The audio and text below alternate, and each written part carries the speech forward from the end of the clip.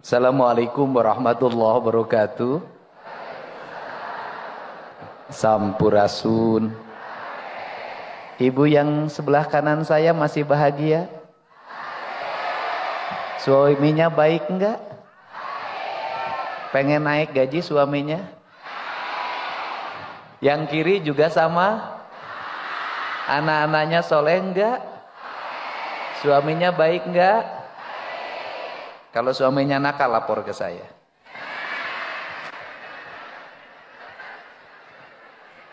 Tapi jangan sampai nakalnya bareng saya. Semua keluarga besar PKK Provinsi Jawa Barat, dari tim penggerak PKK desa, kelurahan, kecamatan, kabupaten, kota, dan Provinsi Jawa Barat, saya ucapkan terima kasih atas kehadirannya. Semoga hari ini hari yang mencerahkan, membahagiakan, dan hari yang memberikan harapan.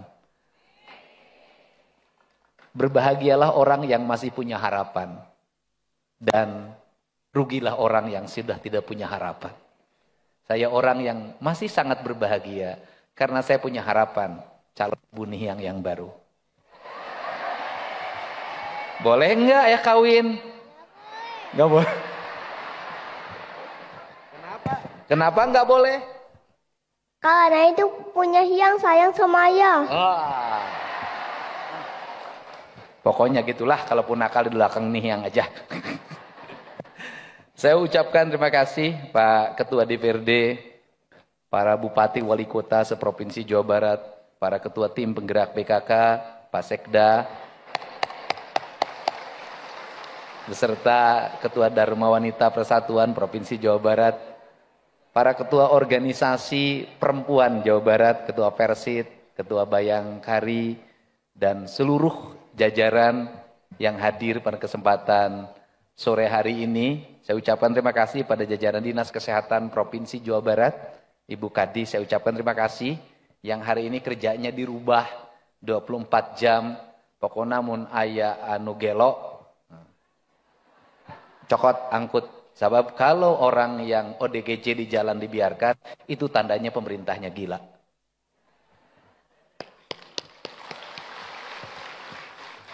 Itu tandanya pemerintahnya gila, pemerintahnya yang ODGJ. Kenapa? Dia membiarkan ODGJ berkeliaran di jalan. Karena sudah disiapkan ada rumah sakit khusus menangani gangguan kejiwaan. Dan saya tadi menangis ketika teman-teman dari RSJ tampil. Banyak orang yang menganggap saya punya kemampuan, saya punya empati, saya tiap hari dianggap berbuat kebaikan.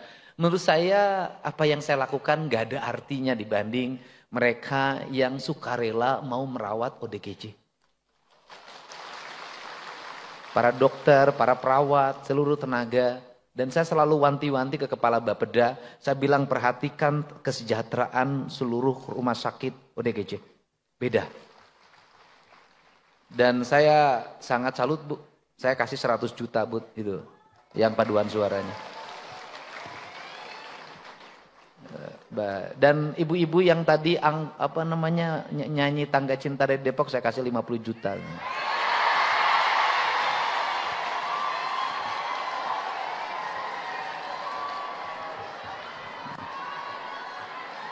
Mau ngomong apa? Apa?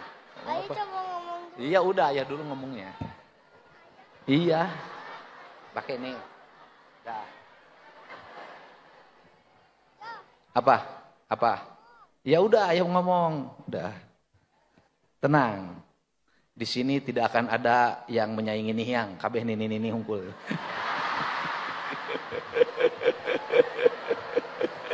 Tenang. Nihiang tidak akan cemas kalau saya berhadapan dengan ibu-ibu. Dia selalu gelisah kalau saya berhadapan dengan yang muda. Ada beberapa treatment yang mesti kita lakukan hari ini. Apa? Tenang dulu, lagi pidato Iya, nenek-nenek emang gak sayang sama Hyang, bener. Ya, yang pertama adalah problem kita ini apa sih? Problem kita ini satu, stunting belum selesai. Bapeda Jabar hari ini sudah mengalokasikan biaya untuk kader PKK melakukan pendataan terhadap problem kesehatan warga secara paripurna. Dan kemudian setelah nanti datanya masuk ke saya, nanti saya akan merumuskan kebijakan. Bantuan keuangan infrastruktur untuk desa, nanti pembangunan jalannya diambil alih oleh provinsi semuanya. Karena saya ingin jalan desa berkualitas. Karena selama ini jalan desa itu dibangunnya tidak sesuai dengan apa yang dalam pikiran saya. Sehingga bangun tahun ini, tahun depan rusak lagi, bangun tahun ini, tahun depan rusak lagi. Saya nggak mau begitu. Nanti mau dibangunnya langsung diambil alih provinsi agar kualitasnya baik, berbeton semuanya, dan betonnya pabrikan.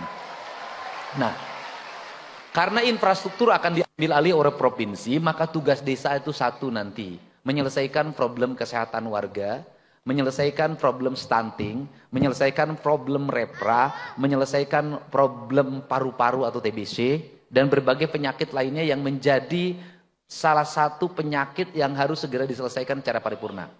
Caranya bagaimana? Setelah pendataan selesai, maka nanti kita akan menghitung biaya recovery-nya selama setahun. Stunting berapa sih setahun? Kemudian lepra berapa dalam setahun? Kemudian TBC berapa dalam setahun? Dan itu akan kami langsung biayai sampai selesai. Dan nanti kader yang menjadi pembantunya kader PKK. Jadi nanti ada uang bantuan dana desa itu langsung diperuntukkan untuk apa? Biar apa? Biar perkara ini selesai. Tidak terus saja isunya itu aja. Saya termasuk orang yang selalu ingin tuntas menyelesaikan masalah. Mungkin tadi dengar lagu Tangga Cinta. Lagu Tangga Cinta itu lagu apa sih? Lagu Tangga Cinta itu terinspirasi oleh film Tiongkok. Saya waktu itu lagi berpuasa nonton film di rumah. Di film itu ternyata itu bercerita bagaimana sayangnya seorang putri raja terhadap rakyatnya. Dan kebetulan bapaknya ini pemimpin yang zalim. Pemimpin yang serakah. Pemimpin yang dalam setiap hari menyengsarakan rakyatnya. Si putri itu bertapa. Dan dalam pertapaannya bahwa ayahmu akan kembali menjadi pemimpin yang adil kalau memakan kedua kelopak matamu. Dan kemudian putri itu mencongkel kedua kelopak matanya. Dan menyuruh pelayan kerajaan untuk mengantarkan kedua kelopak mata itu sebagai makanan lezat bagi ayahnya. Dan ayahnya memakannya dan putrinya meninggal. Artinya dari situ ada seorang anak pemimpin, seorang putri yang sangat cantik dan dicintai oleh rakyatnya, mampu mengorbankan dirinya demi kepentingan rakyatnya. Dia tidak mau membenci ayahnya, dia ingin menyadarkan ayahnya. Kalaupun kedua kelopak matanya harus diberikan, bagi dia tidak ada masalah kalau itu untuk kepentingan kebaikan ayah dan kebaikan masyarakat. Proses penyadaran tidak mesti harus dengan peperangan. Proses penyadaran tidak mesti harus dengan caci memaki. Proses penyadaran seringkali dilakukan dengan pengorbanan dan keikhlasan. Maka saya menulis lagu judulnya Tangga Cinta. Maka dalam kalimat Tangga Cinta itu ada kalimat ketuhanan sebenarnya yang saya tuliskan sebagai bentuk inspirasi bahwa pada saat seorang dalam keadaan sekarat, maka nama Tuhan ada dalam kerongkongannya. Maka ketika nama Tuhan ada dalam kerongkongannya, saya tidak mau ada rakyat Jawa Barat sekarat, nama Tuhan ada dalam kerongkongannya, tapi dia tidak dirawat oleh negara. Dia diperlakukan tidak adil oleh negara. Negara tidak hadir untuk mengobatinya. Maka saya memilih bahwa saya ingin, andai katapun orang meninggal, karena pengobatannya tak mampu lagi menghentikan napas terakhirnya. Tapi saya ingin dia pergi dalam keadaan bahagia. Bahwa biarkan aku pergi meninggalkan dunia ini karena perjalanan tubuhku tak mampu lagi melawan penyakit yang menderita dalam jiwaku. Tapi izinkan aku untuk berdoa pada Tuhan. Muliakanlah para pemimpin yang telah memandu perjalanan ke rumah sakit. Dari rumah sampai rumah sakit. Sampai pembiayaan ketika di rumah sakit. Sampai keluarganya itu diberikan makan selama di rumah sakit. Prinsip dasar itulah yang membuka harapan saya, kenapa saya membuka layanan pengaduan warga di rumah. Kenapa saya membuka layanan pengaduan warga di kantor gubernur. Dan nanti saya juga akan membuka layanan di 5 wilayah. Tujuannya satu, saya jadi pemimpin, tidak boleh ada cerita orang gantung diri karena penyakit. Disebabkan karena negara tidak membiayainya ke rumah sakit. Prinsip dasar itulah yang harus terus. Ya, aku juga mencintaimu sepenuh hatiku. Maka coba biar orang ngerti. Lirih mendengar desah sunyi. Oh.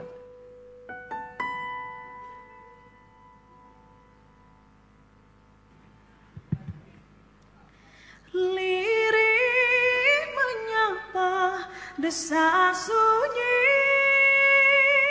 kau bersembunyi dalam helaan nafas suci, kau menghilang dalam pandangan mata, kau menjelma dalam makna tanpa warna.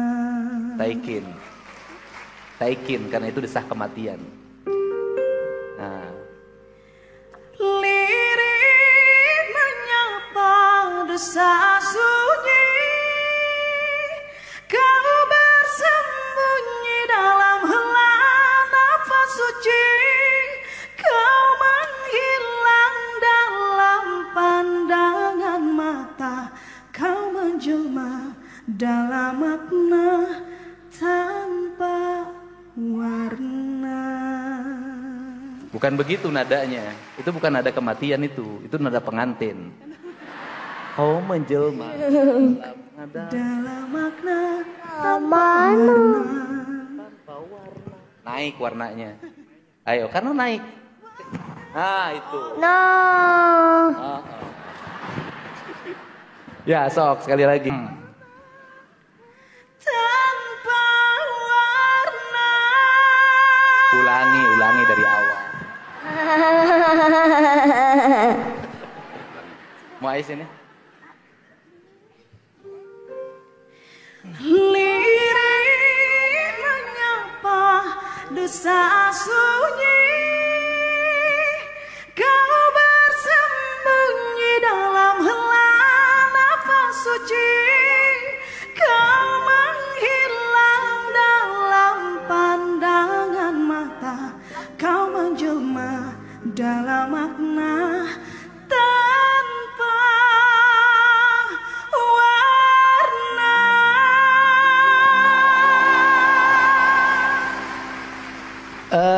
Coba perhatikan ketika orang mau meninggal. Ada nafas, bilang la ilaha illallah. Saya selalu melihat itu dan memperhatikannya dengan seksama. Dan saya melihat napas-napasnya kemana.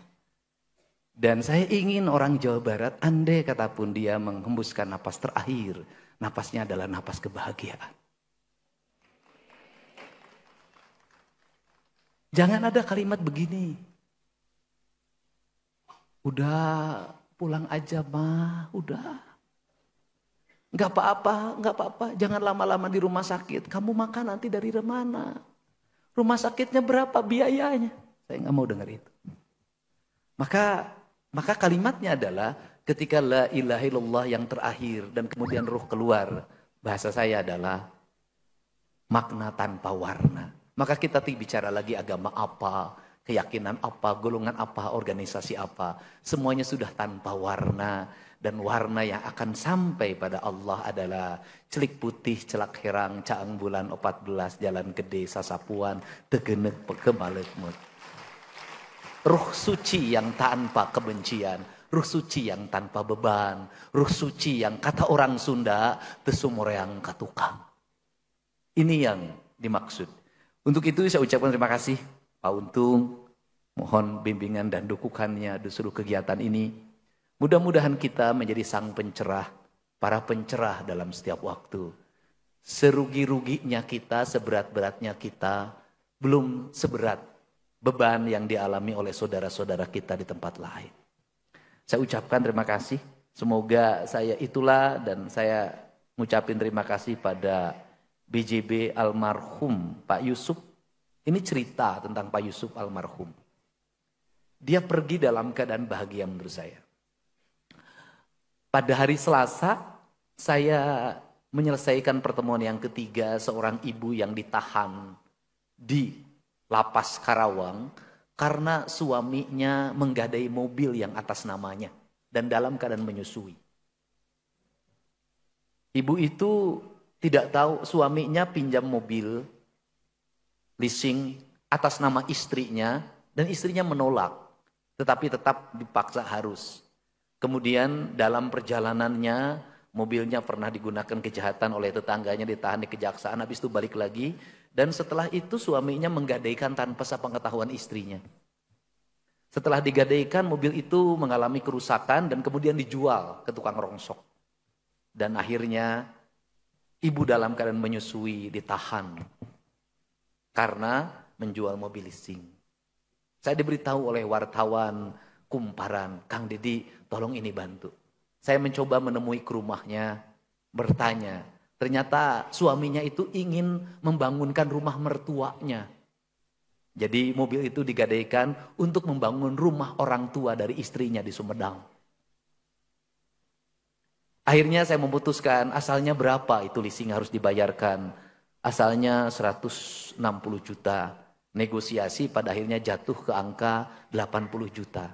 Pertemuannya terakhir memutuskan untuk dibayar itu di T-Tower, BJB Tower. Waktu itu di samping saya ada Pak Yusuf, Dirut Bank Jabar. Pak Yusuf mengatakan, Pak yang 80 biar kita bayar aja, nggak usah sama Bapak. Dan Pak Yusuf mengingatkan ke Hervi berulang-ulang, ingat itu pesan Pak Gub segera ditransfer. Kepergian Pak Yusuf meninggalkan dunia ini telah membebaskan seorang perempuan, seorang ibu dari penjara.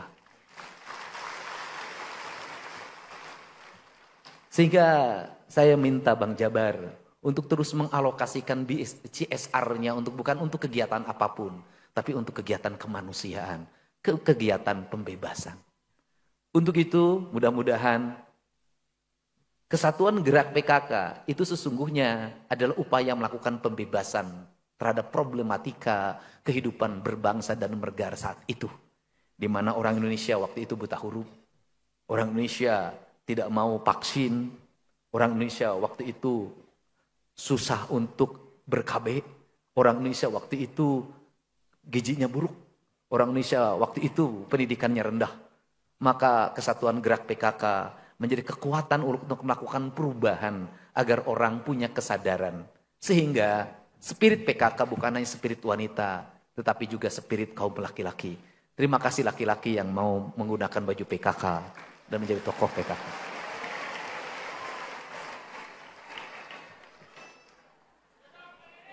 Cuman itulah perempuan.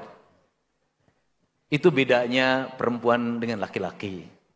Perempuan itu kalau laki-lakinya jadi pejabat, maka dia jadi pejabat. Kalau laki-lakinya jadi bupati, istrinya jadi ibu bupati. Suaminya jadi gubernur, istrinya jadi ibu gubernur. Jadi ketua PKK, jadi ketua Dharma Wanita, jadi ketua Persit. Lain kalau perempuan jadi bupati, suaminya tidak jadi papati, tidak. Tidak jadi ketua PKK. Kalau laki-laki jadi anggota DPR, maka perempuannya ada ikatan istri anggota DPR. Tapi kalau perempuan jadi anggota DPR, tidak ada ikatan suami anggota DPRD. Kalau suaminya jadi kolonel, istrinya jadi persit. Maka saya memilih untuk tidak beristri sajalah. Jauh lebih merdeka, jauh lebih bebas. Minimal saya tidak ada menegur duit saya dipakai apa dalam setiap hari. Itu juga masalah. Untuk itu saya ucapkan terima kasih. Terima kasih ke teman-teman UPI yang hari ini menjadi tim orkestra bareng dengan MK9. Dan kita undang juga ini idolanya ibu-ibu tahun 90-an. Teh Tikus Endang.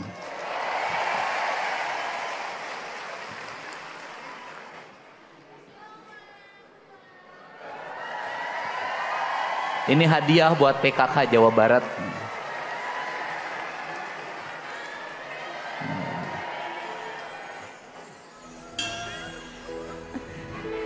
Assalamualaikum warahmatullahi wabarakatuh. Iya sayang. Atur nuhun. Sayang. Assalamualaikum warahmatullahi wabarakatuh. Sampurasun. Waalaikumsalam. Sampurasun.